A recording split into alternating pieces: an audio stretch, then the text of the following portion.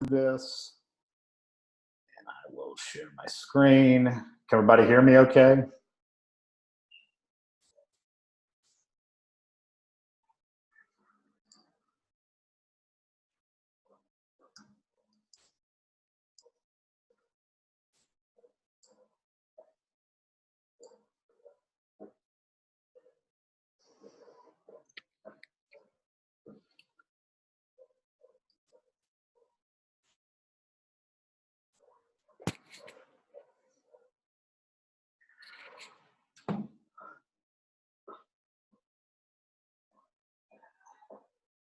All right. So before we get started, I wanted to cover something about and open up, just anybody can ask any questions that they may have regarding the whiteboarding, since that's new. So for my group, I assigned everybody a problem. You are to solve that problem. Feel free to reference their solutions in multiple languages in there. When you present your solution, ideally you would present your solution in Python, since we are currently covering Python. If there's an absolute problem and you come from JavaScript and you want to do it in JavaScript, you come from Swift and you want to do it in Swift, that's kind of a last resort. I would prefer it be presented in Python. But the main idea is you're going to come up with your own solution. You can use the solutions provided as reference and guidance, but ideally only to reference if you get stuck. And then Thursday, you will be meeting with your partners that I will assign on Thursday or on Wednesday, and you will take as much time as you need, up to half of the time, 30 minutes, to explain your solution and your problem and your solution to your partner, and then vice versa. Does anyone have any questions over that, the procedure, the spirit of it all, anything? If so, type it in the channel or unmute your mic and ask now.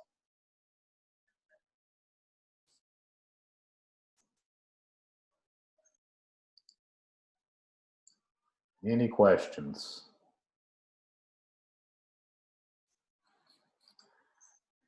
All right, somebody tell me what recursion is.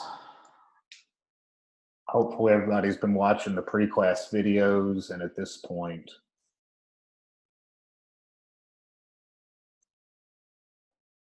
I don't know the exact definition, but you don't have to have the exact definition. Put it in your own words. What is recursion? Recursion is just you are using the same function, exact same function.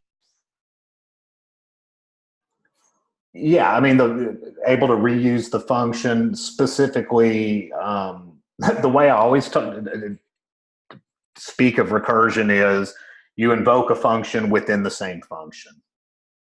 And exactly, inside the same function. The same function calls itself. What's the one problem with this?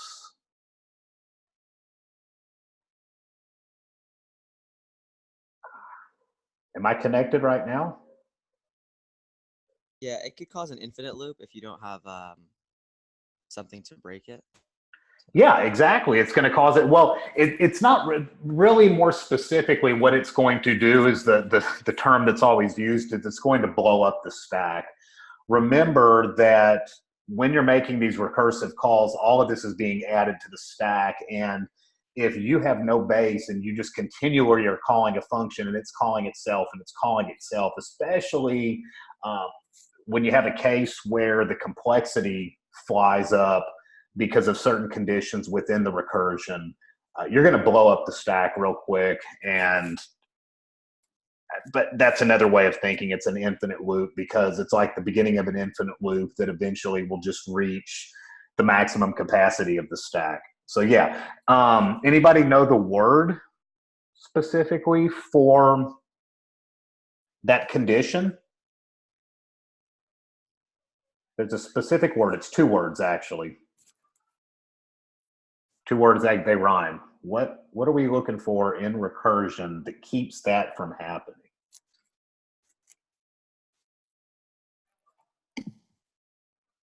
Base case?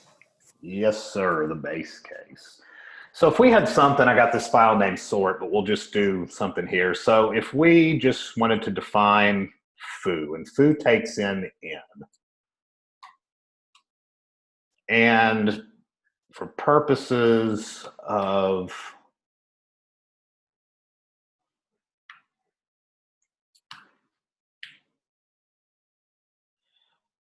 readability, we will just say print in, and then we will invoke beneath that recursively. What would we do here? If this was going to be recursion, don't worry about the base case right now, but if this was recursion, what would we do?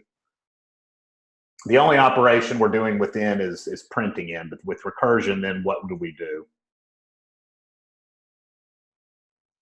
Somebody type or get on the mic, because, yeah, foo in. Well, foo, actually, we're going to do foo in -1. If we call foo in, that's truly going to, this is not the base case. This is simply saying we're going to take n -1, and we're going to give, so if we then outside of this invoked foo with 10, let's say,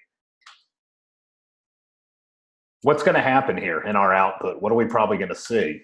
We're going to see 10, we're going to see 9, we're going to see 8. Then the problem here is we're going to hit 0, -1.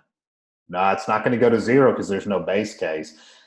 Yeah, like I said, it's close to it. It's basically an infinite loop. The condition you're creating is you're going to blow up the stack. Yeah, it's just going to keep going forever. So if I went, I think somebody showed me this the other day. If I just save this, which I need to get this out of here. If I just saved this and ran it in the terminal, it's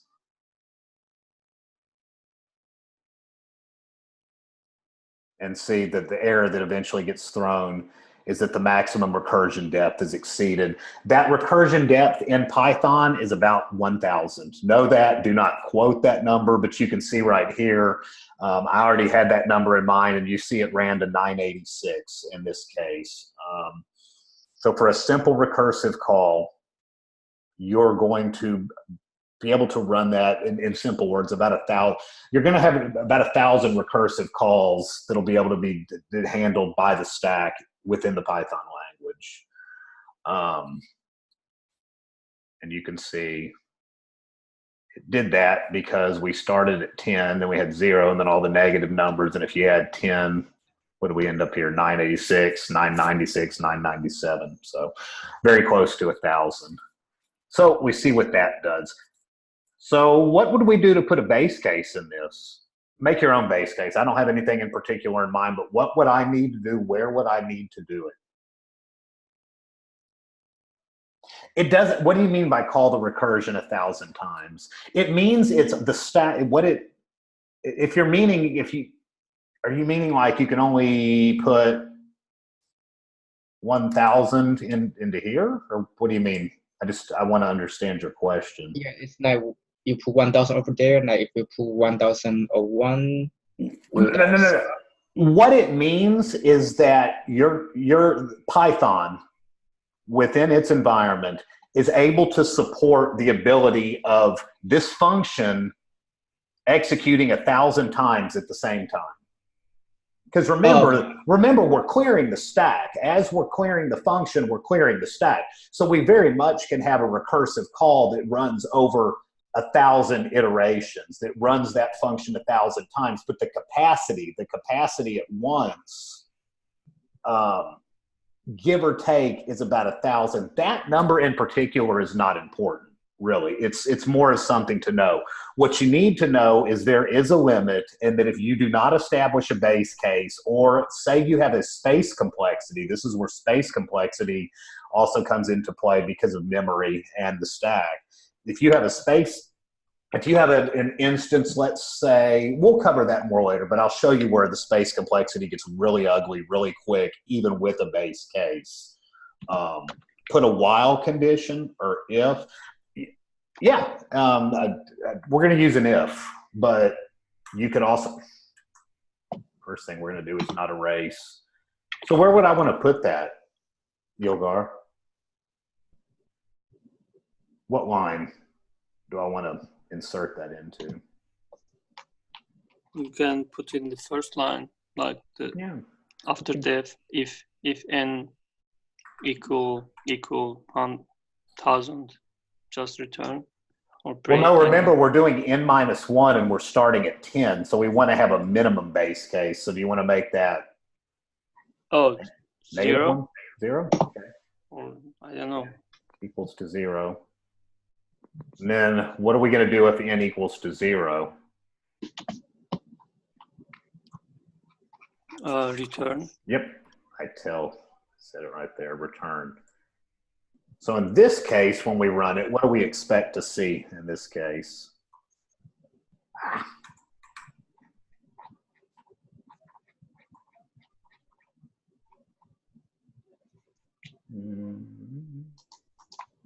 What do we expect to see?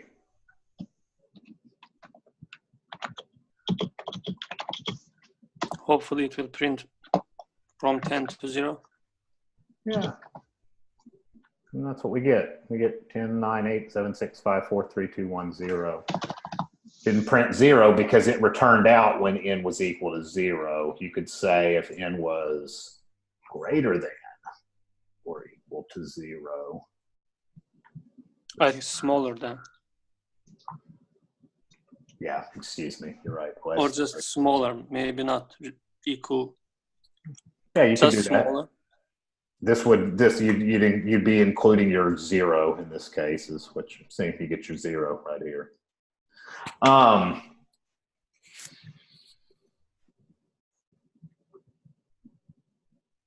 I want to make a point right now that I want to make very clear about recursion, because some people, I've heard this statement multiple times from students. They will say recursion is more efficient. Recursion has a better time complexity. Recursion is preferable over iteration. Know that anything that can be done recursively can be done iteratively. End of story. Anything that can be done recursively can be done iteratively. We certainly could write this in an iterative manner. Recursion is more readable in general. Recursion is more elegant. Recursion is shorter. It tends to be a lot easier to follow, especially when you get a more complex function than you would with an iterative solution. Recursion is not always more efficient in terms of complexity. Remember, we started talking about time and space complexity. There are many instances where the iterative solution is actually more efficient. So do keep that in mind. We tend to write a lot of recursion. We have to keep things like the stack in mind. We have to keep space complexity, time complexity in mind.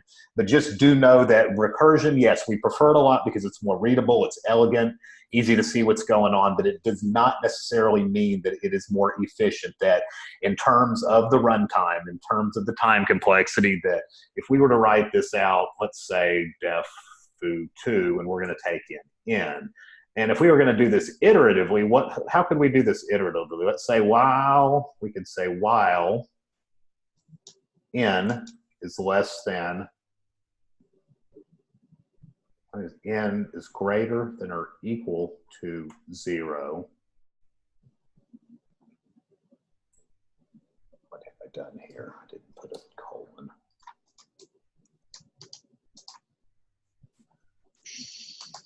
And then you could put print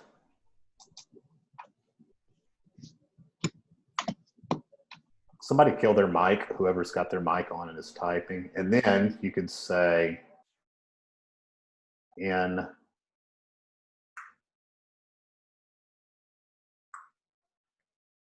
I believe that will work in Python. My mind just went blank. So n minus equals 1, print n. And then if we were to invoke foo2, just take this out of here for the moment. We were to invoke foo2 with 10. We should expect to get the same solution here. And there you go. In this case, yeah, there's not a big difference. But if we had, like I said, a complicated algorithm, recursion can lend you, we have an algorithm that's 10, 15, 20, 25 lines long with an iterative solution. Recursion can lend itself to being much more readable. So I just wanted to make that point clear. Is foo 2, is that recursion? No, that's just iterate. You're iterating with a while loop. You're not calling the function. I'm simply invoking foo2 down here to instantiate it with the argument, just like I did here outside of the function definition. This is recursion because foo calls foo until it reaches a base case and returns out. That answer your question? Is there any scenario where recursion is like definitely better to use, or is it just a readability thing over iteration?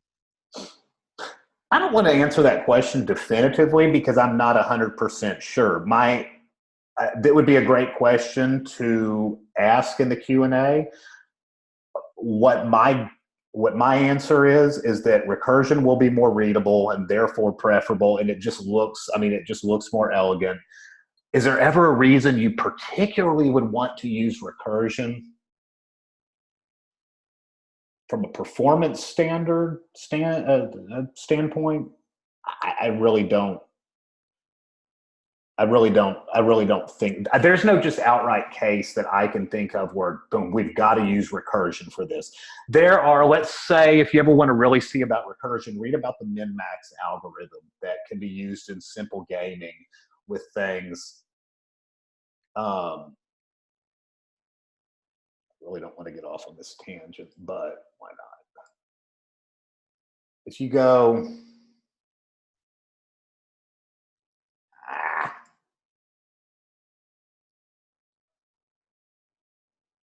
just give you an example of something that's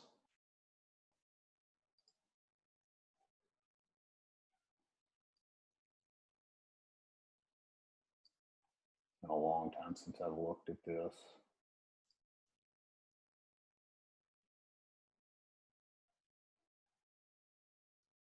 This was all written using recursion in the min-max algorithm. This would have been infinitely more complicated. This code is probably not ideal. I wrote it a long time ago. It's commented nicely, so I do be able to see what's going on. But the thing is that this would have been much more of a mess without recursion, trying to write this iteratively. So what do we got? 280 lines of code to make a simple tic-tac-toe game that can't be beaten. And I off the top of my head, maybe 400 or 500 lines it would have been if I would have written it with an iterative solution. It would have been very difficult to do it with something like that. So that's just kind of a real world case. Like I said, code that's probably not ideal, but where the min-max just by nature uses recursion, and it could be written iteratively, but it would just be a mess. Does that answer your question on a basic level? Yeah, sure. I mean, I can look it up. Doesn't really matter, but I was just wondering. And then the other case I wanted to talk about here, we'll just say if n is less than or equal to 0, we'll return, and we will print n, and then we will call foo n-1, foo n-2.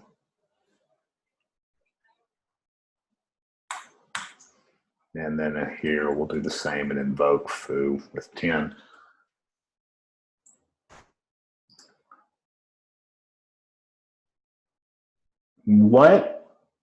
What's different about this that you could foresee? Maybe a difference, a problem, something different with the output?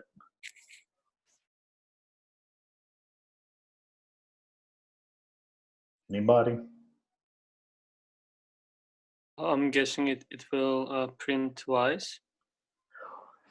Yeah, the problem you get is that in a general case of recursion, like we just showed, the time complexity is simply n. Each additional element that we add, if we put in 10 earlier, if we were simply going to call foo to the n-1 If we put in 20, then instead of 10 operations, we got 20 operations, and then whatever maybe is going on in here. But it's linear time in terms of time complexity. If you do this, the problem is for each function, you're calling that same function twice. And then remember, each time you call this function, then it will move on to call the same function twice, and so forth until you reach the base case. So what kind of time complexity do you expect with that? And a problem may be associated with it. Just run that. You see our output here.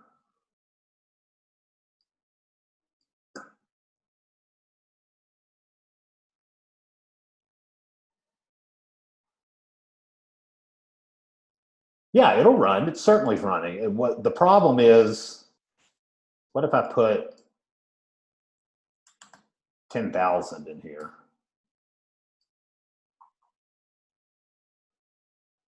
If I put 10,000 in here and I run it, still blows up the stack. It actually got up to 9,004 before it didn't like things, but let's say if I put 1,000 in here.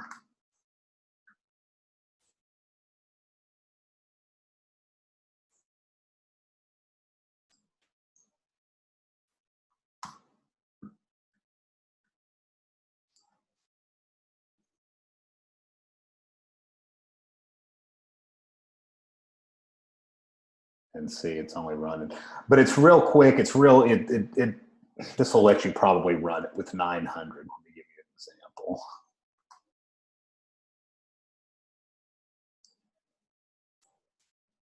Yep, and it lets you run it with 900, and it's got everything from 900 down to 1. But if we allow this to occur, this becomes exponential time. So you've got O in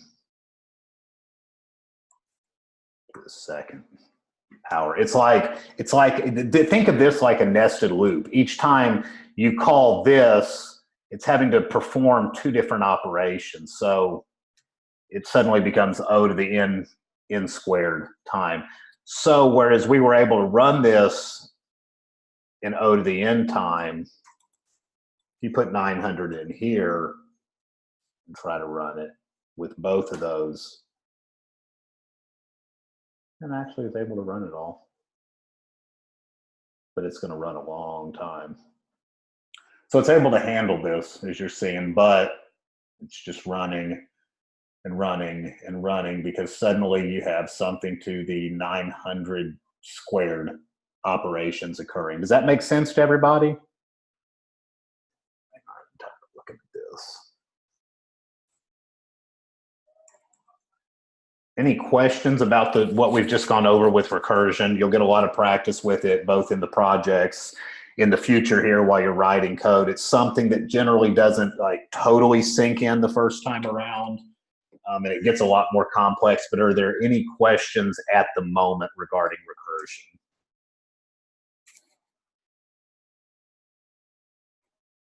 Anything, anybody? Any questions? I'm just going to make a survey.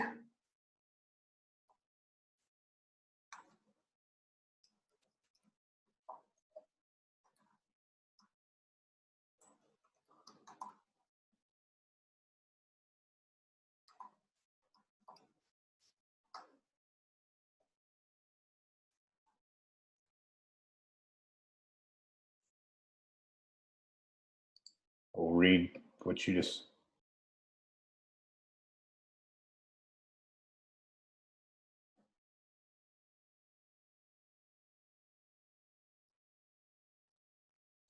You wrote the time complexity for recursion. The time for complexity for a simple recursive call where it only calls itself one time within itself, absent of anything else within that function changing it, something basic like we just did, is O to the n time. What I showed you when the function called itself twice and it became O to the n squared. If that recursive call, say, had a nested loop with inside of it, then yes, you would affect the time complexity as well. And what I also was speaking of is the space complexity becomes important because we're having to allocate new memory each time that we're calling the function. So if it's a simple recursive call, if it's linear time, the space complexity is going to be linear as well, because for each time we call the function, we've got to allocate that much more memory. If it's n squared, now the time complexity and the space complexity are not always the same. We'll go over some examples of that as we delve into this over the next few weeks and we make a lot of time and space complexity examples. But in this case, the time complexity and the space complexity would be n squared. And that is the case a lot of times. Just don't always expect it to be or assume it to be, because it's not. When you get into space complexity of n squared, you're using up a lot of memory real quick. And that's what I talked about, where you're able to blow up the stack. And that's actually cool, the get recursion limit. What did that return when you ran it? It gave me 3,000. It's straight up said 1,000? No, 3,000 for me. 3,000? Yes. Cool.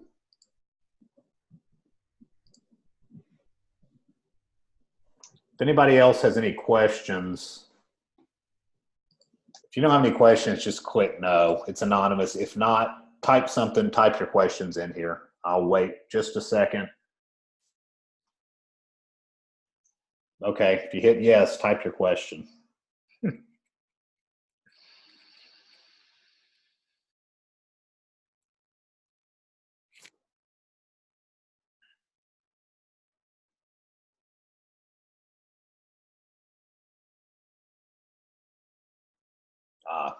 Changed.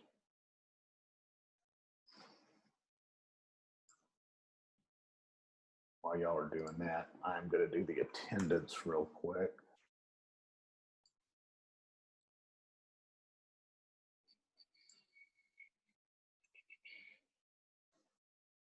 All right, everybody answer that wants to answer. If there's no questions, we will move on past recursion and get back into.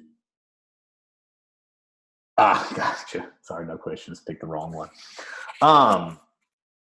Somebody talked to me about runtime and sorting algorithms. Do we generally see a real optimal runtime, or do we see with the iterative, let's say, insertion sort like we were looking at the other day? If we're using that type of sorting algorithm, an iterative sorting algorithm, what do we generally see the run times to be? Is it usually n squared because we're going to have nested loops for those most of the time? Yeah, a lot of times it's worst case. It's worst case n squared. A lot of them are n log n, which is not ideal. Do you remember? Does it come to mind with the run times? What a common approach to programming often is something we can do, an action we can take that a lot of times makes a problem simpler, more simple. And this kind of gets back around to a question somebody asked about specifically using recursion that I kind of just deferred until I would discuss it here a little bit more.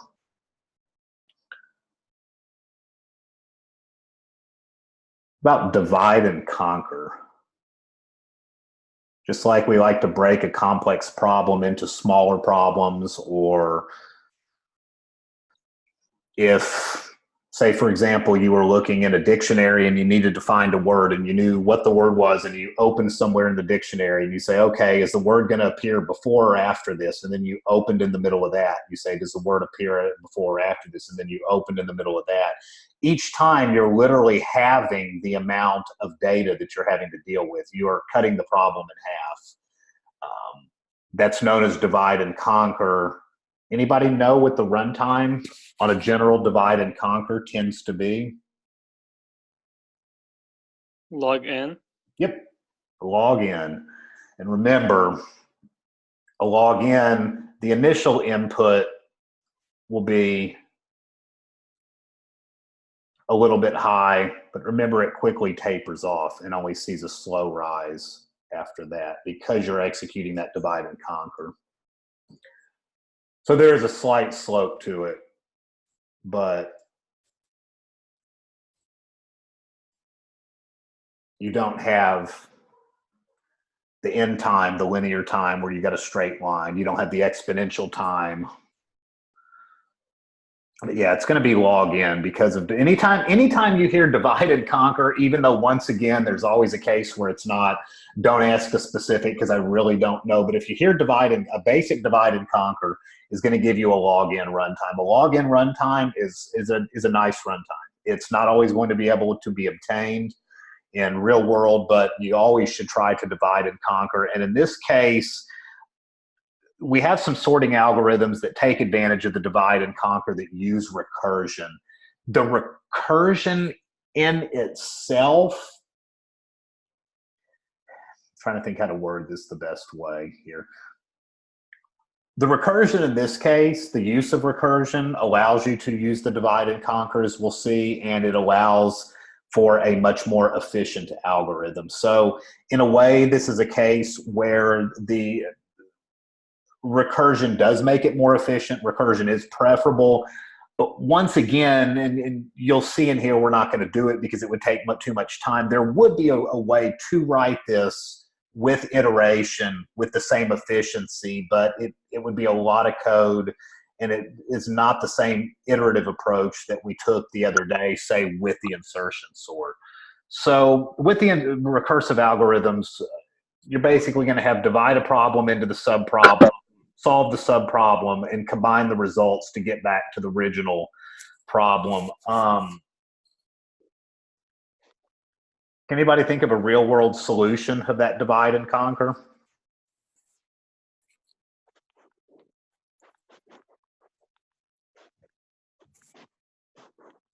Anybody think of a real-world solution of divide and conquer? Like if you are looking for something, you just, like if you are looking for something on a book, you can divide instead of looking one by one all the pages, you can just look in the middle and then again just to go forward or backward. Yeah, like we were talking about with the dictionary. Another one that comes to mind is like a mail, like say a mail service for a city, the mailmen for a city. You've got a lot of mail to deliver down a lot of different streets and a lot of different mail, especially in the past when mail was a lot more common. But if you break that down into individual neighborhoods, individual routes, individual streets, that you can assign that to individual postal carriers, you're breaking the problem down into a smaller problem, but the end result is all of that accumulates together to the mail being all delivered. Instead of just, okay, well, here's some mail and it's all over the city to one person, the same to the next, the same to the next, and you got people running all over the place. You know, when you smartly divide that up, that's just another random real world example. But today, algorithmically and with computer science and with regards to sorting, we're going to look at quick sort. Remember that insertion sort works very well for a small amount of books, 20 books, 30 books, 40 books. But what if we have a lot of books, 100 books, 200 books, 300 books? Could see by the way insertion sort works the other day that the efficiency of it is not very preferable. And if there was another way to do it, if we could divide and conquer, we could have a more efficient sorting algorithm. So anybody want to mention what the first step of a quick sort would be? Anybody that's aware of the quick sort, that's looked at some of the pre-class material, what's the first steps in a quick sort algorithm?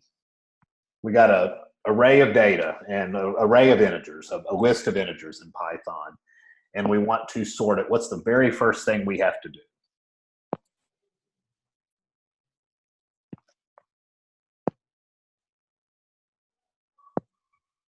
Pick the pivot. That's exactly right. We pick a pivot point, and I think the definition of that will be a little bit more clear when we start to code this, if it's not clear right now. A lot of times people just pick the beginning or the end. Remember, it's unsorted data, so people will pick the beginning or the end for a pivot. Picking the middle, picking several points in the average of that, picking, there's a lot of different ways.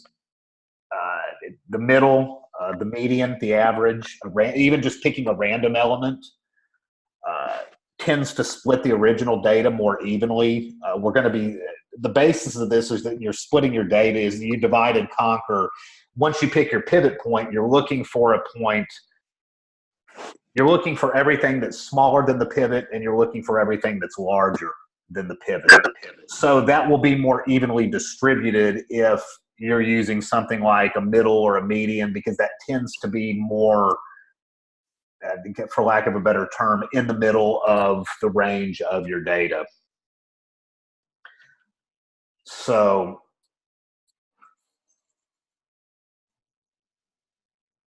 the recursive case with a quick sort, where we're dividing it into the left-hand side and the right-hand side, and then each time we divide it, then we take each piece of data, that each side, each new array. Remember that insertion sort sorts in place. It uses the same algorithm. In this case, we're not sorting in place, and that's the very definition of in place sorting versus internal versus external sorting. In place versus not in place. Internal sorting is in place. It uses the same array and simply rearranges the elements within that array, within that list. A external or a sort that is not in place is using more memory because it's creating new arrays. The left-hand side, everything that's smaller than the pivot, everything that's larger than the pivot. And when we get those, then we will recursively continue to break those down and find the larger and the smaller. And anybody want to guess what the base case for this quick sort would simply be? Remember, we're breaking it down into smaller arrays, and each time we're sorting it by finding out, putting everything that's smaller to one side and everything that's bigger to the other. So what would be the base case here?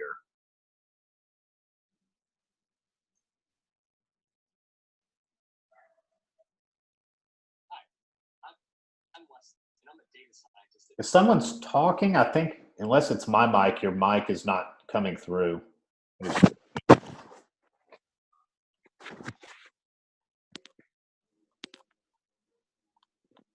It's not just you.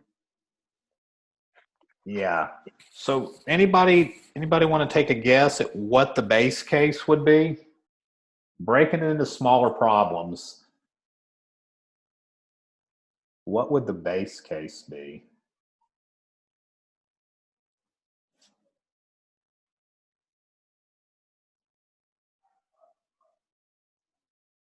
Let people type for a second.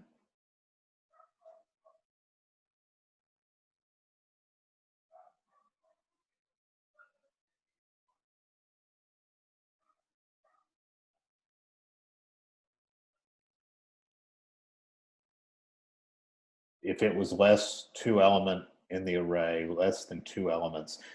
I think you're just trying to say for example, we had an array of these numbers, and we had 5, and we had 9, and we had 3, and we had 7, and we had 2, we had 8.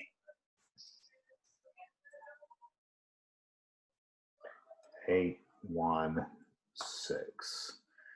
Let's say we picked the pivot as the right-hand side. So the pivot is going to be 5. Now what we're going to do in this algorithm is we're going to take everything with our code that's smaller than 5, and we're going to put it onto the left-hand side. So what would be smaller than it? We got a 3, we've got a 2, we've got a 1. And we're going to take everything that's larger, and we're going to put it on the right-hand side, and we see we've got a 9, we've got a 7, we've got an 8, we've got a 6.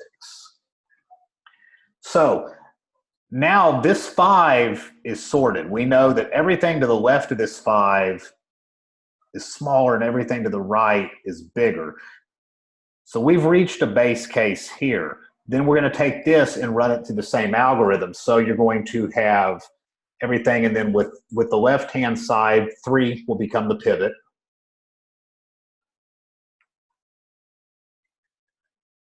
And nothing's bigger than a 3 in this case, so it simply will be empty. And then we will have the 2 and the 1. Note that this does not, the way that I ordered these, we had the 9, then the 7, then the 8, then the 6. It does not sort here. It's just iterating through from left to right in each case and just saying, okay, this is our 5, then we go to 9. Is it bigger? It goes here to the right. 3, smaller, goes to the left. 7, larger, goes to the right. And that's the order it appears in. So then we get a 2, 1 over here and a 3. And then if we did the same and we had a 9 as the pivot over here, you would break it down. You would have 9. And then do we have anything bigger than 9? We don't. So over here, we would have 7 is smaller, 8 is smaller, and 6 is smaller. So we know this 9 has now been searched. And then when you break 1 and 2 down, for example, and remember, each time that we break it into a smaller problem, we recursively call the algorithm on this new subarray, this sublist that we have. So we have to call it again here on the 2, 1. Our pivot would be the 2. There's nothing greater than the 2, so we have nothing to do there. And then we have a 1. Now in this case, now all of a sudden we have a 2, a 1, and a 3, and this has been sorted. Same for over here. If you had a 7, then we know an 8 is bigger and a 6 is smaller. So by some luck, and then we have our 9 that still came from here, but we broke this down, picked 7 as the pivot. We moved the smaller 6 to the left, the larger 7 or 8, excuse me, to the right. Here we had 2 for a pivot. 1 is smaller, so it moves over. And then the 3 came from the other array. And you can see 1, 2, 3, 6, 7, 8, 9. This is a real simplistic example, but I'm just trying to graphically display what the basis of this quicksort is. If you don't get it exactly, that's fine. I'm actually going to give everyone a break, but because this is what we'll be covering in code when you come back, I want to ask.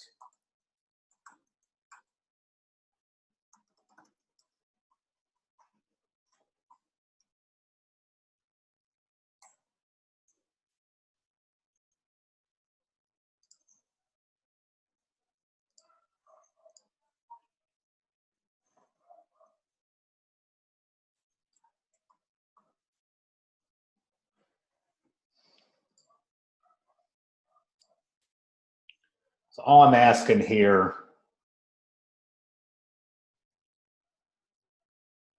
the video for quicksort, I don't see it in TK. I will provide that after.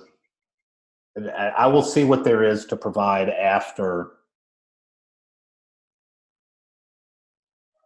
we're done with the GP. I'm going to give everybody a 5-minute break. Everybody answer the question. There's 9 people in here. I should have 9 answers. Okay. And that's fine if this isn't clear. I was just trying to make a quick representation with a short set of numbers to show what it's doing, but we're going to code this out here now. We're just taking a list and we're making sublists and we're breaking it down until we have nothing left. And by nature of putting the smaller on the left-hand side and the larger on the right-hand side, at the very end, we are going to have a sorted list. Disadvantage being, and the way we're going to do it, is that it's going to take a lot more memory because all these sublists require memory. terms of the number of operations, though, it's much, much more efficient in time complexity. 6 people somewhat, 1 yes, 1 no. Cool. Everybody take a 5-minute break. There's the alarm for your break. Come back at 5 after the hour and we will continue. I'm going to pause my screen share for right now, and everyone take a break, and I will see you back in about 5 minutes.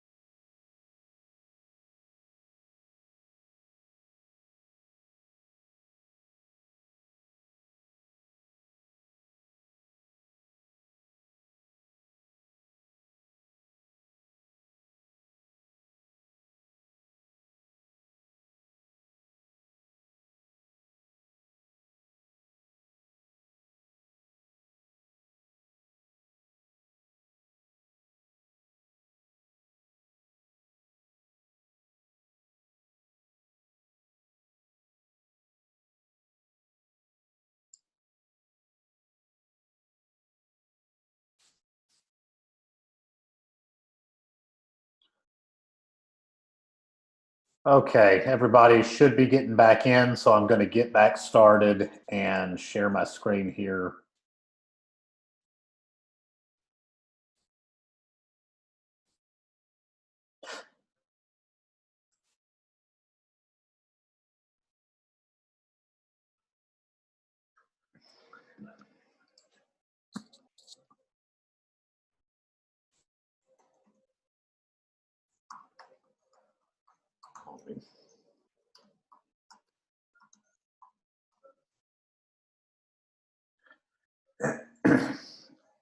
All right, so let me share my screen again. Review the share. Renew the share. Sprint group 2. Yeah, so for the quick sort, I didn't find a video. I was looking during the break. I didn't find a video, and I'm recalling there's so many different GPs to remember. I'm recalling that there is not a video involved for this, but you definitely, like someone has posted, I'm sorry, how do you pronounce your name? Yan Rong? Or what do you prefer to go by? I just don't want to pronounce it wrong. Yeah, I'm wrong. Yanrong. Okay. What Yanrong posted, that tends to be what I do. And, I think it's a cornerstone of what we always do is Google, Google, Google. And I just try to find a legitimate source. If it's something that's, on Medium by an author that's been on there a while, if it's something from Khan Academy, if it's from a well-established source, I'll go to YouTube and do the same and just watch a video or read something about it. And that's where a lot of, my learning has come from, a lot of where my self-teaching before Lambda came from. So yeah, I'll look a little bit more, but there wasn't a specific video that Lambda provides or that's in our archives or that I've ever specifically used. It tended to just, I think once we start coding through it, after we've talked through it, we talked about recursion, we talked about divide and conquer, we talked about kind of how quicksort goes about doing things, we'll be able to see a little bit more clear. We're going to just define this variable. We'll call it R, good old friend. Know that in quicksort, there's normally going to be, you could set it up, I guess, however you wanted, but there's going to be two different functions. So first we need a function to partition the data, we'll call it. And we will take that array in later on. So remember, we're dividing into, we're playing divide and conquer. So what would be the first thing that we wanted to do, the variables that we wanted to define? Remember what we just did. For each time that we're partitioning, what variables would we want to call? Or, instantiate. Remember, we have a big, go ahead. You got three we need. What do we need? Pivot. Yeah, okay. We can say the pivot. And for simplicity, we're just going to pick data at 0, like we were doing in the little display that I did. And what else are we going to need? We're breaking it, remember, into 2 subarrays, so probably need 2 subarrays. What would we semantically name those? We just talked about this. Be a left and a right.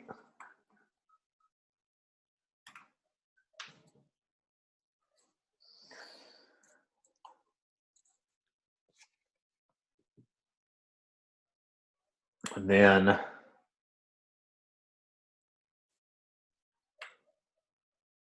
we have to iterate over everything in data. So in Python syntax, we can say for v in, and I know somebody might be saying, wait, I thought we were doing recursion, but we're using iteration within it. You will see the recursion in the second function that I'm going to write out here in a minute. So we will say for v in data,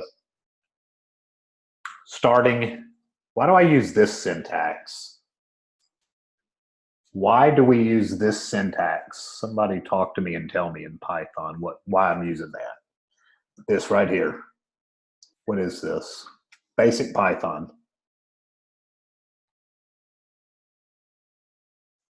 What is this? Put it in your own words. You don't have to use anything technical. What's this saying to do? Iterate over everything but the pivot.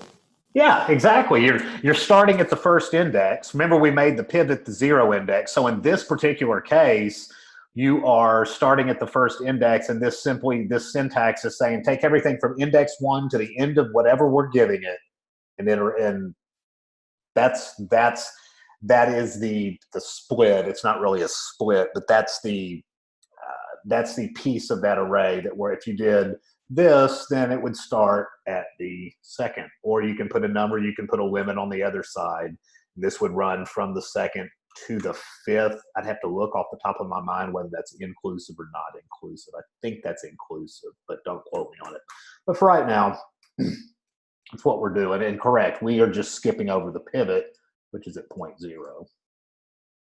And for that, and we will just say, what are we going to look at? We've got a pivot, and V is just a placeholder that we picked. What do we want to look at for V? If V, what are we looking at for V? We picked our pivot. Remember what we did with that pivot with everything else that's in the list that we got, the array that we got. Remember we got I don't remember how quicksort work. I don't get, but probably we need to check if it is V is smaller than pivot or bigger than. Yeah. So if it's less than, we'll say less than or equal to the pivot, then goes to the left-hand side. So we can say left.append V. If it's not less than or equal, that means it's greater than, so you could just use an else. You don't have to define the condition. Right.append V. And then all we have left to do is simply, we've defined left and the pivot and the right.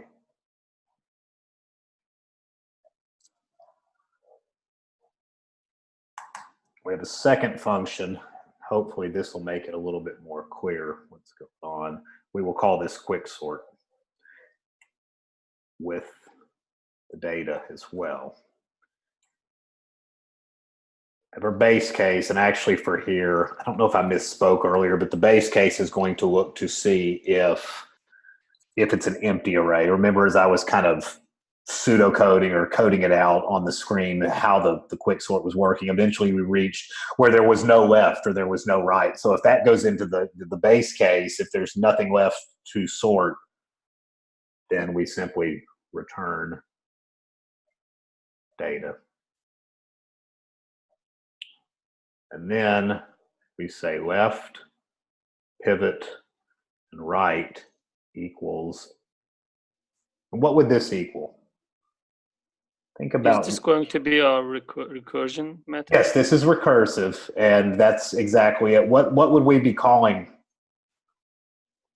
Don't we need to pass also left, pivot, and right to the signature of the method, like quicksort parentheses instead of data? Don't we need to pass?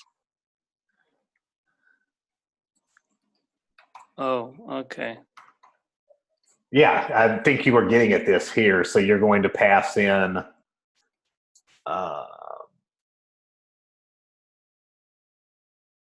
left plus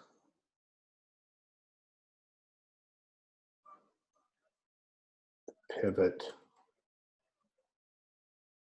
plus quicksort right.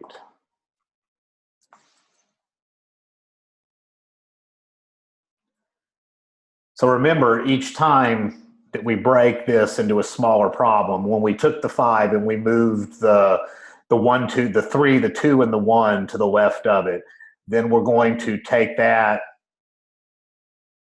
and put the left, and we're going to put the pivot,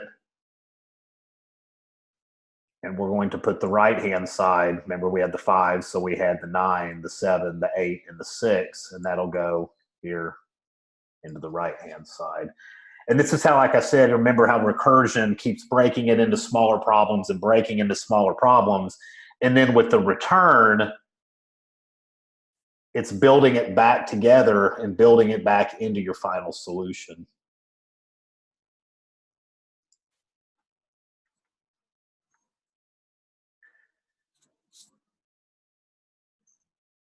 And remember, like we talked about, that this code does not sort in place. So we've got an array here. If you went and let's say if we called quick sort with, we'll pass in the array because I named it array, and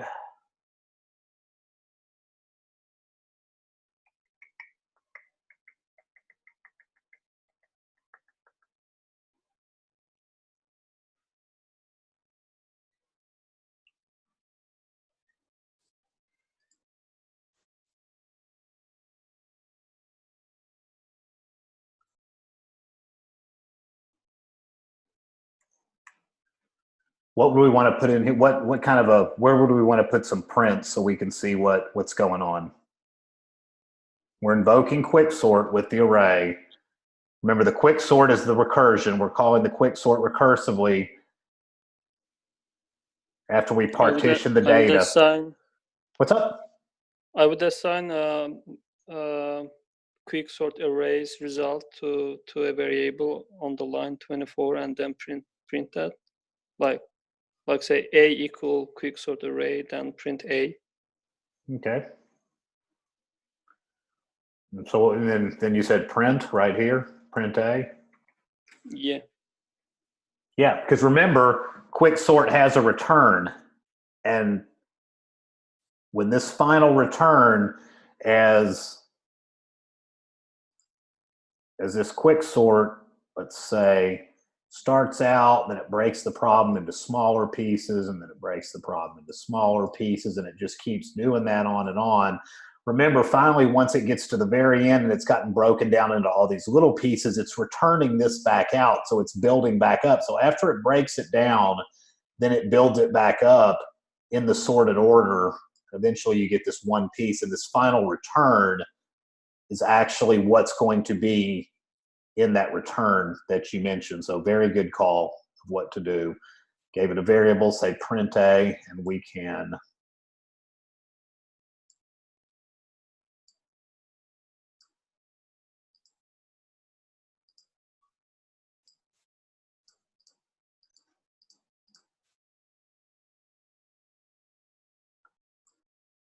took me a second to get out of there. So we can save this. We can run it in the terminal. Python file in the terminal. This should run. And we get 1, 2, 3, 5, 6, 7, 8, and 9. Certainly there's some questions. Type. I don't feel like making a survey.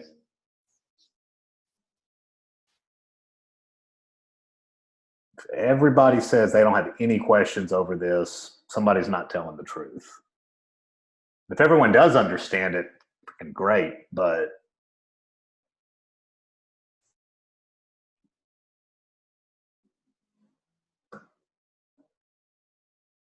what we're doing, if I had to just walk through this and explain it quick, we start out with an unsorted array. We have a partition function that takes in an array, not necessarily this array. Remember, this partition function continues to be called. It takes in some array. It picks the pivot is the first item in that array. It instantiates a left and a right. It iterates over the entire array minus the pivot. Remember this syntax here. It simply sees if it's less than or equal to the pivot and appends to the left, or if it's greater than the other case, then it appends to the right. And we fill up the left and the right. So we have the left, we have the pivot, and we have the right. And so all we're returning is the left and the pivot and the right. Within the quicksort function itself, we have our base case. We have an empty array, then we just return the data. It's our base case so we don't end up in the infinite loop or blowing up the stack as we talk of. And then we simply, in the quicksort, say, okay, we need left, pivot, and right to get that. Remember, that's what we return from partition. So we're going to call partition with the data. Originally, when this seeds, it'll be the array here. And then as it continues to run recursively, of course, once we have the left, the pivot, and the right, we're going to recursively run it on the left-hand side to break it into a smaller problem, the right-hand side to break it into a smaller problem, And of course, we need that pivot in the middle so we don't lose that piece. And we simply invoke it and set it to a variable like was suggested, and we print that new array. See, go ahead. So what exactly is the second one doing? If the first one is already sorting it, but what is the point of the second one? Like, what are we? The second, okay, the second, you mean the quick sort, the function quick sort itself? Yeah, what are we using that for? So that's your recursion right there. So we got quick sort. Okay, we want to be able to quick sort, but to be able to quick sort, remember, we're breaking it down into smaller pieces. That's what this quick sort here is doing. It's breaking it down into smaller pieces. It's breaking it into a left, a pivot, and a right. We get an array. Say the first time, say we take this. And this is what we put in here for the data. I know this is throwing silly errors, but okay, so we've got this. So we need to split this into a smaller problem. First, we've got to split it, partition the data. So we've got this helper function up above, and we're simply saying here, I need a left, a pivot, and a right, exactly what this is doing. It wouldn't have to be the same name. You could name it something different. There's no reason to. So in the partition, we're picking the pivot, the first element. We're picking this as the pivot. We're picking the left, and we're picking the right. So we're going to run it one time through here with the pivot. We're going to compare it to the pivot. And remember, like we did earlier, we simply end up with that pivot of 5, and then we end up on the left-hand side. We went everything smaller, so we have the 3, we have the 2, we have the 1, and then on the right-hand side, we have the 9, and we have the 7, and we have the 8, and we have the 6. So we go up and we go to the partition and we say, okay, we need to partition this. And remember, this is only the first pass. Then the second pass, when we call it recursively, when we break it into smaller problems, we simply call it with the left. We call it with the right. I don't know what you just put. Oh, it's a long link. So we're getting these by calling partition. Partition is simply picking the pivot, instantiating your variables, iterating over the entire array, and either moving it to the left or moving it to the right. These new subarrays that we're creating, and it's returning all of this information. In the quick sort, we ask for this information, it returns it. Now we have a left and a pivot and a right defined here. Here's our left, here's our pivot, here's our right that we got from partition. And we simply recursively call the function on itself, and we quick sort the left, we quick sort the right. We do. Someone said earlier we don't want to include the pivot. Yeah, we do, because we don't want to lose that. We don't have to sort it anymore, though, because it's been sorted. So we know everything here is smaller. We're going to sort that again. Everything here is larger. We're going to sort that again. And remember, then we're calling it on the left. So then this is going to pick the pivot as 3, and you're not going to have a right. And the 2 and the 1 are going to be on the left. Then it calls it again on the 2 and the 1. Does that make any more sense? Yeah, that does. This is your helper function that's doing all, this is doing the meat of the work right here. This is simply your recursion. And the meat of all this is functioning in here. And then we're recursively calling it. This breaks it down into the smaller data. This then reruns the function on that smaller data and continues until we reach that base case.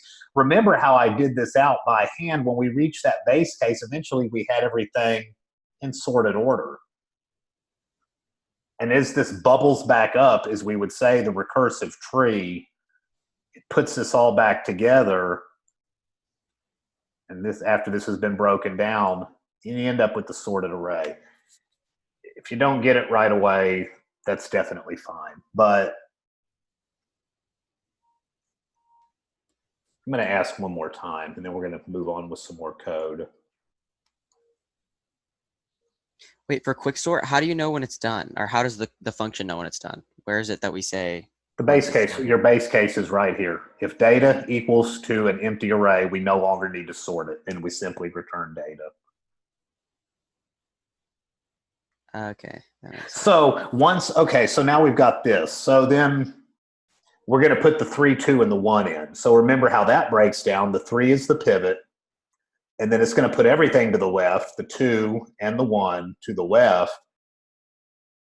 And then we have there's nothing greater than 3 in here. So remember, we put that went here. It was run back through here. So now we have the 3, 2, 1 right here. We picked a new pivot. We've asked the partition to partition the data, and this is what we get back. We get the 3, 2. This has reached the base case. There's nothing more to do here. So it terminates at that point. Then the 2 and the 1, you got to pick another pivot. So your pivot's your 2. There's nothing bigger than the 2. Your 1 is the same. So now we've reached the base case here. And then the way this works, then each of these gets run through one more time. Now we have a pivot. We have base case. We have a pivot of 1. We have base case. We have base case. The pivot 2.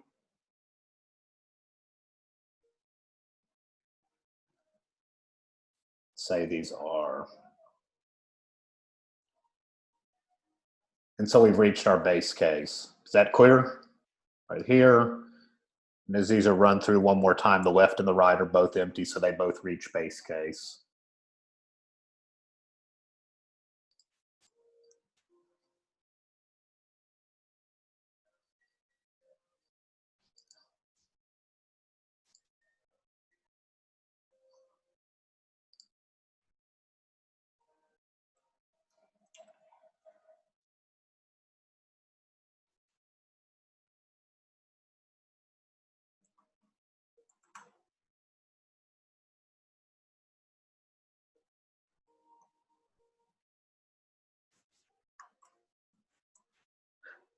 All right, answer this real quick, and then we're going to move on to some more code.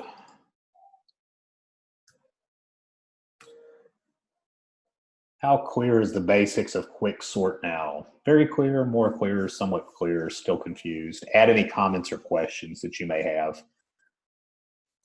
I give you just a few seconds to do that. About a minute to add any questions that you may have. Add them in the poll. Add them in the channel.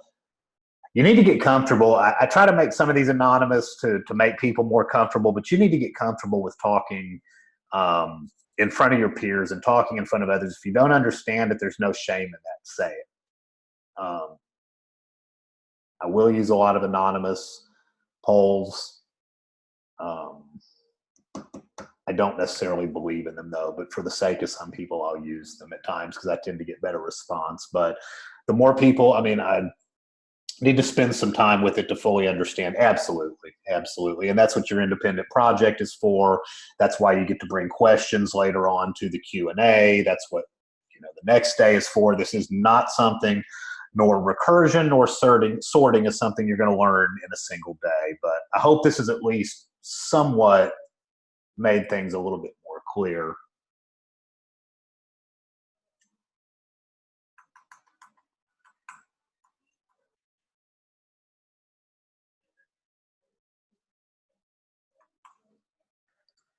That should be working code. Yeah, that's working code. I'm going to go ahead and drop this in the channel. Is the 1 reading the starting index? What that syntax says is start at index 1, inclusive, and then that colon means run to the end of the array. So we're looking at everything besides the pivot, remember, which is the 0 index by how we designed this. It could have been the last index. It could have been the middle index. We could have picked a median. We could have picked, that complicates the equation a little bit more. It does allow for a more even distribution of the data as we do the sort, which is preferable. It leads to more code. So for learning's sake, for simplicity's sake, right now, we simply set it as the first element. And like I said, totally acceptable to need to spend more time with it. I didn't understand this the first time I went through it. To be dead honest, I didn't really understand these fully until I started TAing it, and I just had to understand it. And I spent and I'm still learning something new about these every time I go through them, but I spent a lot of time leveling up just to be able to prepare these to the level that I present them to you guys and gals. So it's certainly, and you're in a new language too. So you're dealing not only with a new language, you're dealing with new technology, new types of computer science, new types of theory. So you got a lot going on. And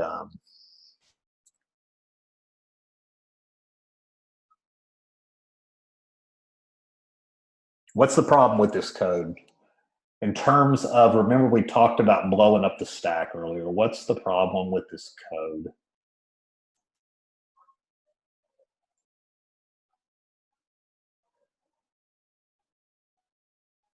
Do you mean space complexity? Well, not even the complexity, just in general. Are we going to be able to run this code with as many pieces, as many indexes as, lots of lists, and because of that, are we going to be able to run this with as many indices as we want? Can we run this with 1 million? Remember, we're doing some basic recursion. Remember a problem we ran into with recursion earlier around that 1,000 level.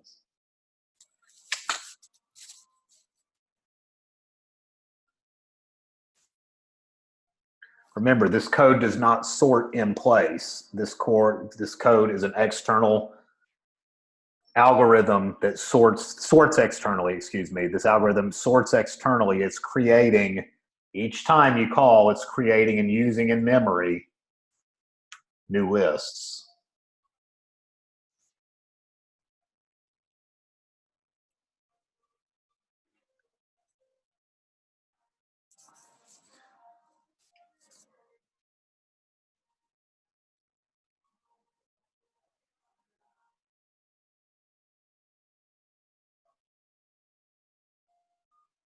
What can we do to be able to accommodate?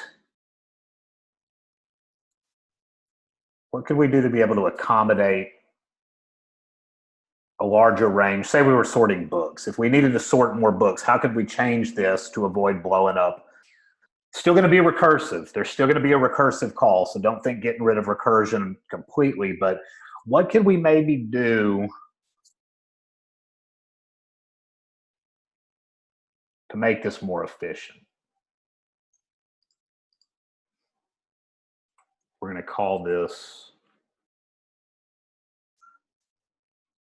quick sort A.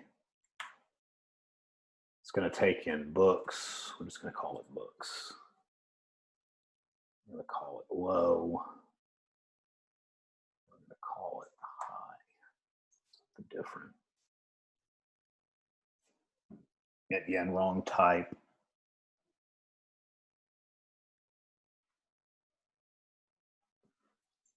Create another recursion inside the recursion. It's a good idea, but that's not what I was thinking of. This implementation that I'm about to show you is actually all done within one function. So what we could do when we're making the recursive call with this, the low and the high is telling us with each recursive call what part of the original array we are currently working on sorting. You can think of it as these are going to be particular indexes here. These are not subarrays. These are particular indexes. We have the books. That's the list, the array. The low and the high are the indices. So if we set a base case and said if we got to set a base case, if low greater than equal to high,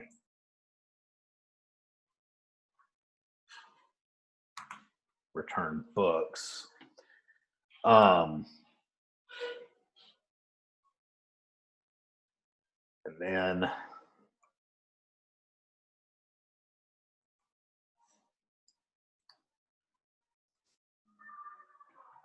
the recursive case, else the pivot index equals to low.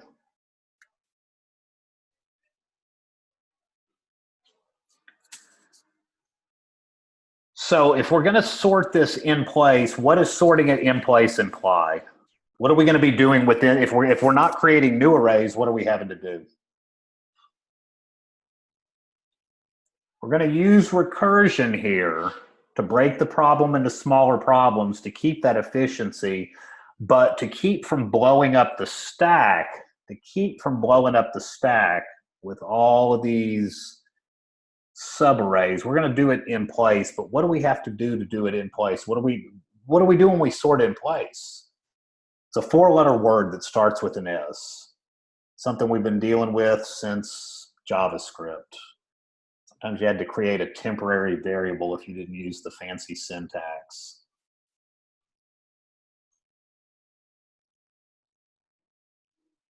Anybody? We're sorting in place. How do things move around? Do you need to do something like selection sort? Get the index and then save it as a temporary, then swap the. That's what I was looking for, was the word swap. Yeah, you're creating temporary index or whatever. There's some different syntax you can use even in Python that makes it a little cleaner. But yeah, we're looking at, if we're doing it in place, we're having to swap elements out.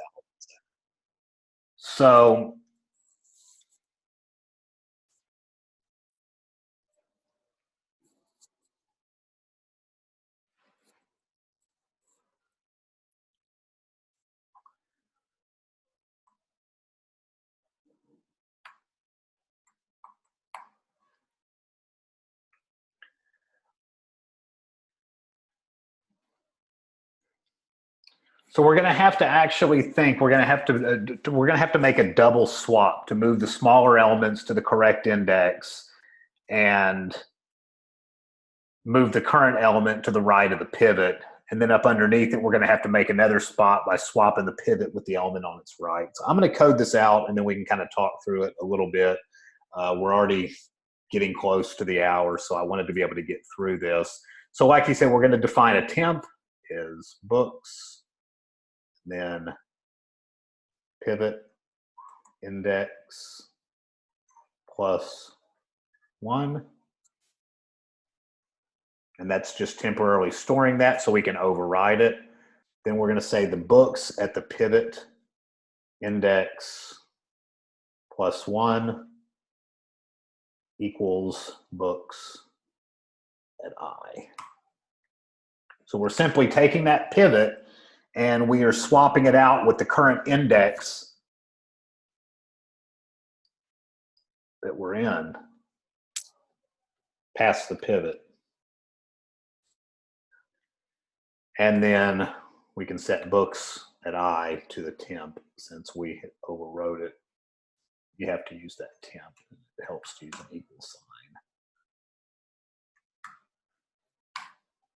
And then you have to swap the pivot with elements on its right. So you could say temp, same, equals books at pivot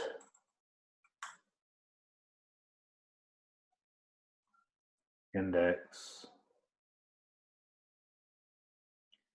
books at pivot index equals books at pivot index plus 1. We assign our temp books at the pivot index plus 1 equals temp.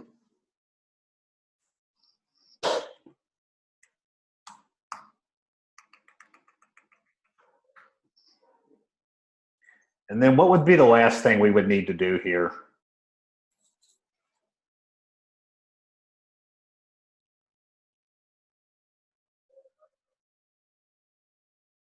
What would we need to increment something?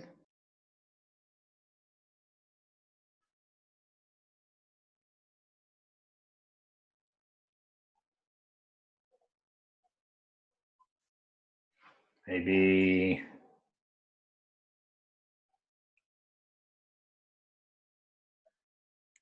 pivot index plus equal to 1. And then, so this is, you can think of all of this as the divide part. The divide, this kind of serves the same purpose as this is the divide up here.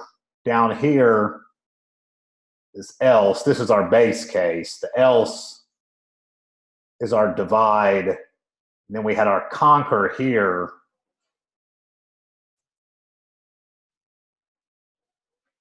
So here, we'll just step back out.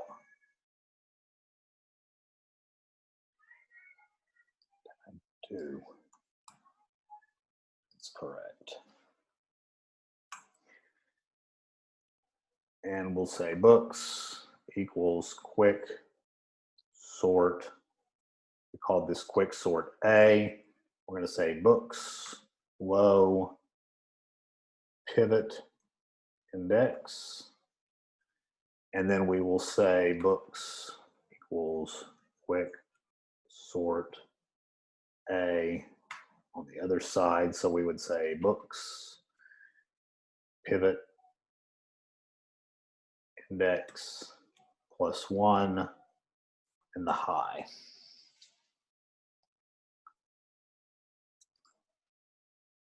And that's where we're making our recursive call. And then at the very end, we simply return books.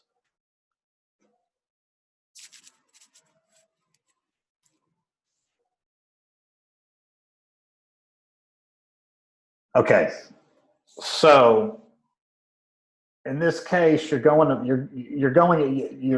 executing the same thing with quicksort. You're using a divide and conquer. You're placing things on the left side versus the right side. The only difference here is that while up here we were doing this divide, the divide was creating new arrays. Here, the divide is rearranging the array in place,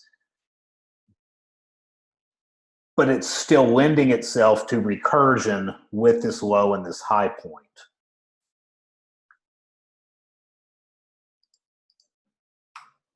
And I'm going to start talking, but before I do, I just want to say questions because I know there's questions.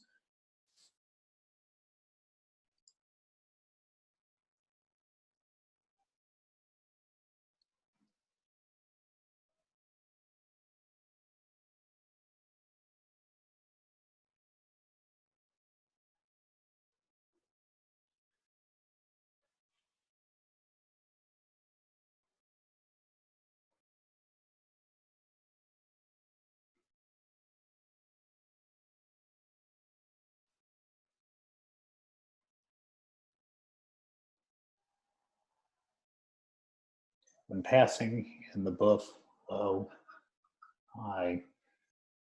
me send this out first and then I'll get to this. Anonymous and choices. I'll just say yes, no, submit, and I'll let everybody answer this.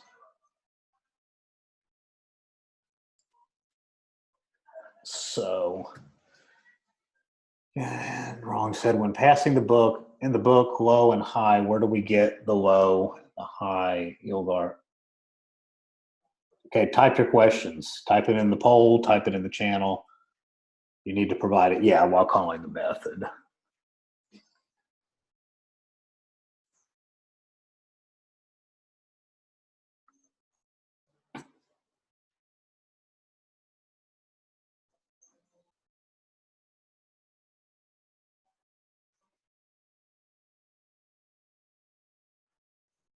Give people just a second to type.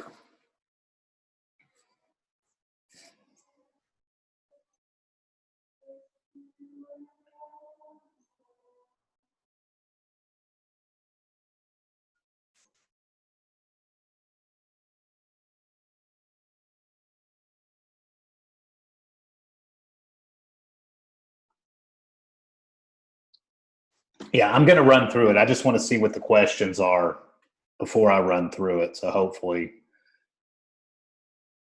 can you run your code? So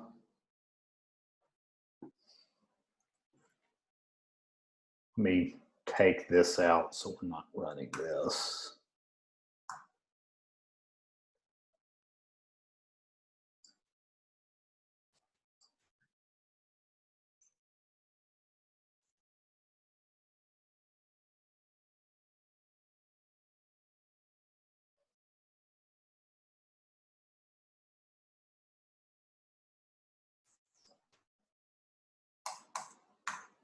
So if we wanted to run this, what would we do?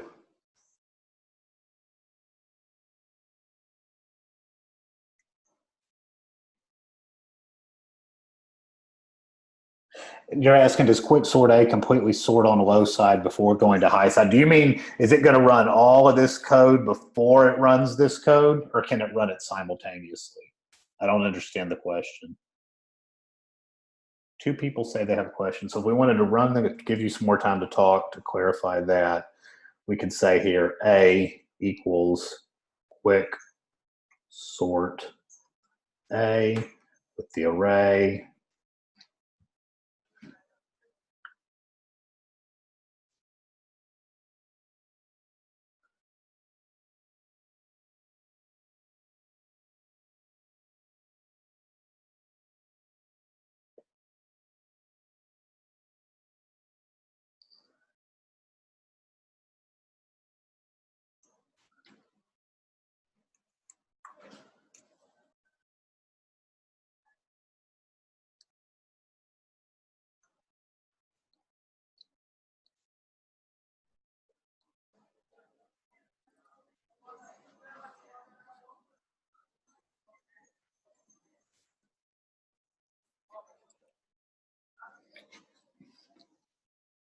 Yeah, these, John, what you're asking on line 43 and line 44, these are independent of each other. So you're running a quick sort on everything from the low to the pivot index. This is one sort.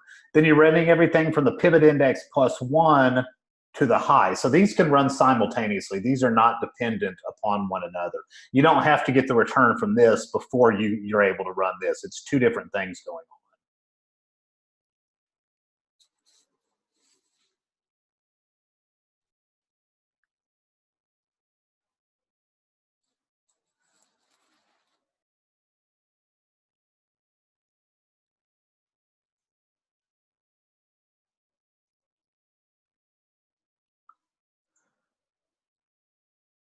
So someone asked, can you run your code? What do you want me to run here? What are you wanting me to show you? Where do you want the prints?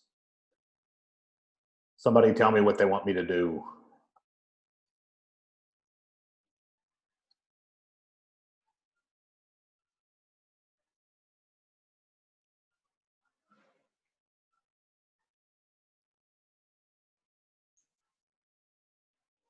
What do y'all want me to run?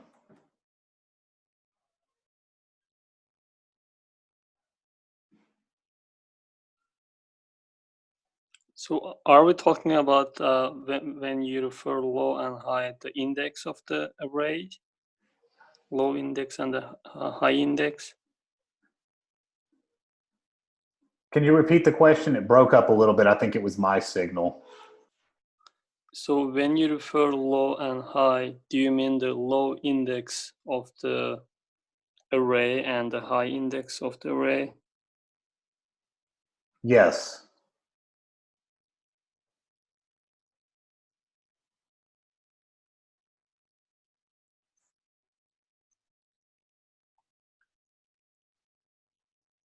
So when we run this, somebody tell me what we're doing a simple example. We don't have a large data set to work with. We're doing a simple example using this array, but how would we want to run this? We can't just run it like this. How would we want to run this? Just put array 0 and then length array -1. We run it with the array and then array at 0 and then the array. Just 0. Just 0. If we are talking about the indexes and then length array -1. Like that? Yes. Save that. And run it with the array with 0 and the length of the array -1. And I did comment out everything here, so we're not doing anything with this.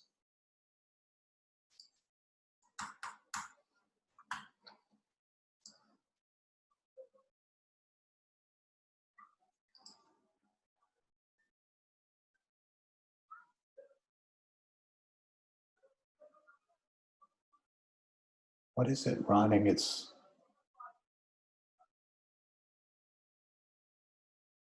what did it run? If you click the delete, it's on the terminal at the right side, upper right side. Just kill the terminal and then Oh, yeah, do it one more time.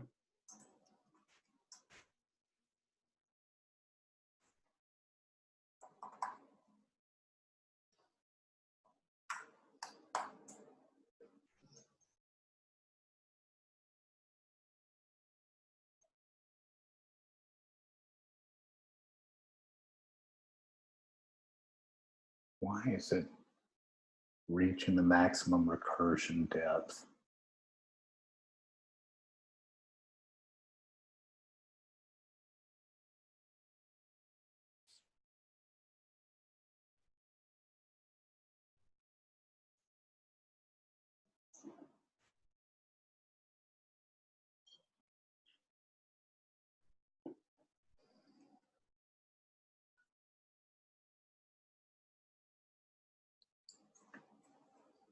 That's not why it's.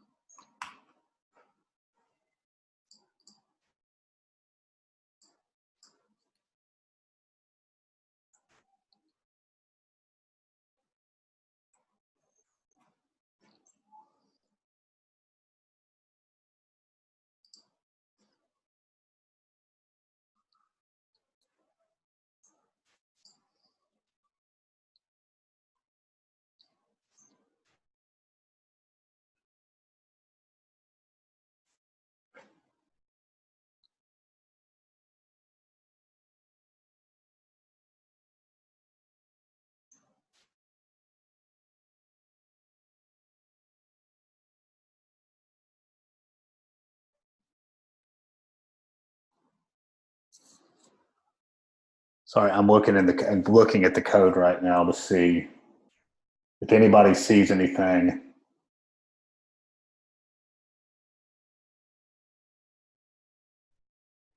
Any errors in the code, you can speak up.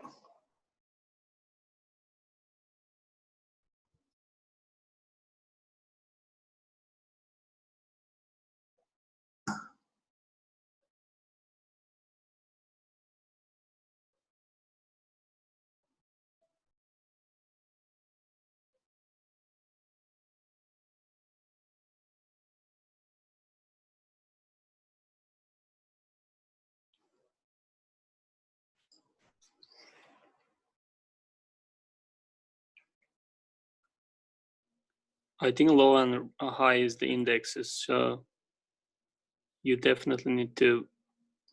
Now, remember when I moved, well, because in the for loop, you are using it.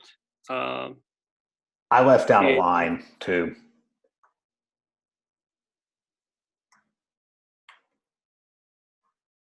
But go ahead, keep talking what you were saying.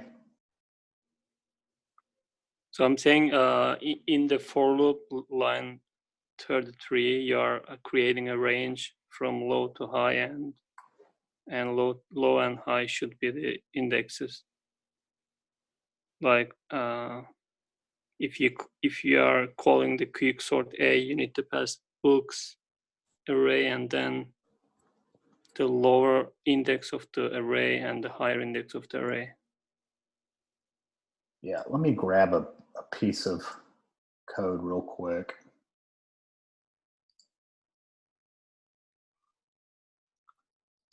To be able to run this, I need the test file. I forgot that this one.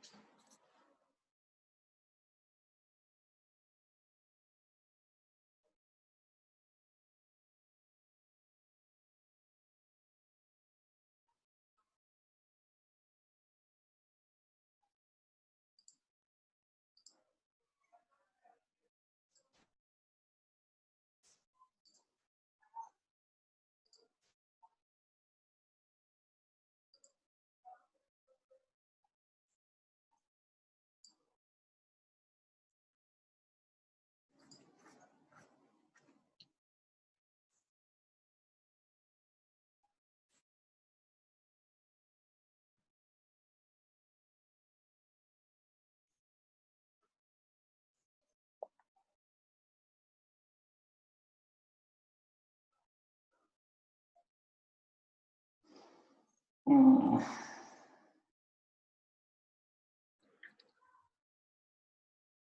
be able to, hold on.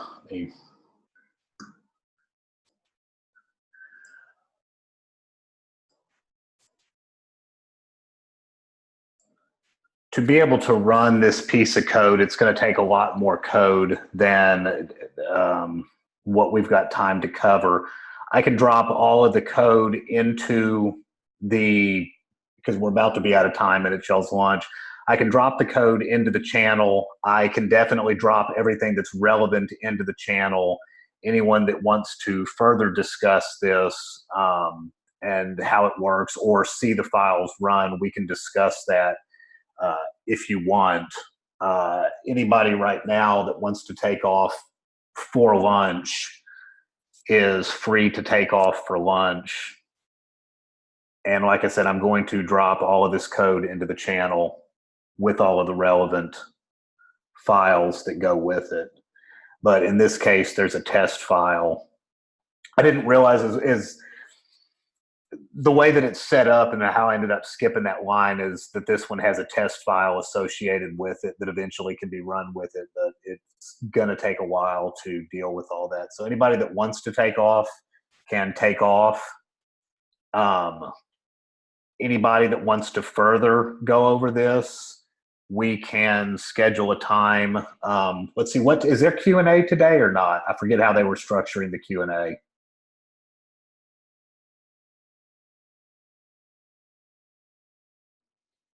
I think it's Tuesday, maybe today. Tuesday, it's Tuesdays and Thursdays at 2 o'clock, correct? Yeah. Y'all come back from lunch at noon.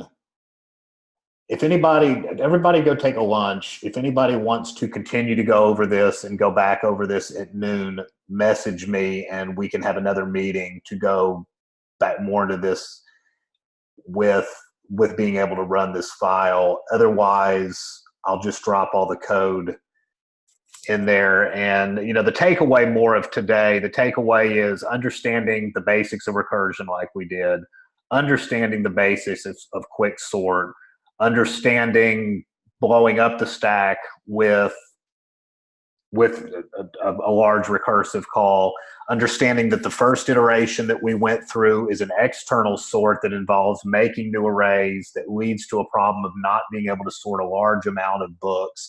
We demonstrated that one with numbers. In this case, with the books, it's a little bit more complicated to run it, and I just don't have the time to be able to do that. It does demonstrate how we would go about sorting in place as opposed to sorting externally and therefore saving all of that memory and allowing for a larger amount of books to be sorted. And then there's another case of some extra code for a stretch that in case there was time that actually uses a stack instead of that allows you to call. Remember we were talking about the 1000 earlier with the recursion, that magic number, and it allows you to call beyond that because you've got temporary storage within the stack as well.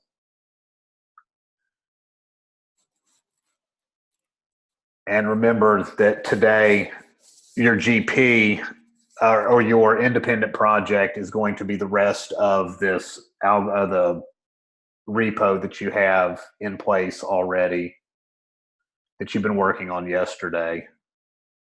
So the goal for today is finish the MVP on that.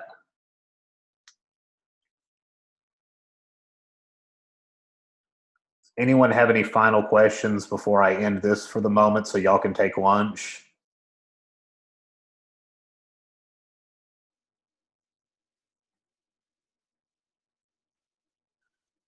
All right, I'm going to go ahead and let everybody take lunch, and then I will send out a message in the channel. I'm going to post this and do like I usually do with everything. And I will post in the channel to see if anyone is interested in meeting before the Q&A, or you can take your questions to the Q&A. It's up to you. But if anybody wants to meet before the Q&A, I would be happy to continue to delve back into this. But we've already run 2 hours, and it's really above what we ideally would like to be talking anyhow, but we definitely can look into this later if anyone has any interests. So I'm going to go ahead and end this, get everything posted, and I will send a message in the main channel, the Sprint channel, to see if anyone wants to meet after lunch. Sounds good. Thank you. And no problem. Thank you.